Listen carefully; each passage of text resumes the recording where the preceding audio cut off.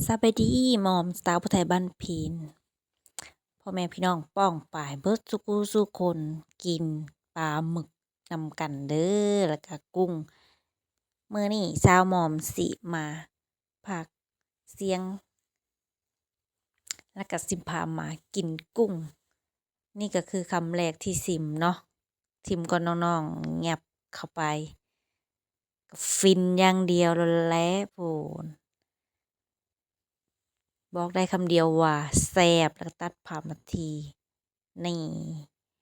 เฮาสิมารวมตัวกันแล้วทุกคน ลงมือได้กุ้งปลาหมึกข้าวปุ้นแล้วก็พัก นี่เขาเอาห้องว่าพันธุ์ทะเล นี่กะ โอ้แล้วแต่เนาะ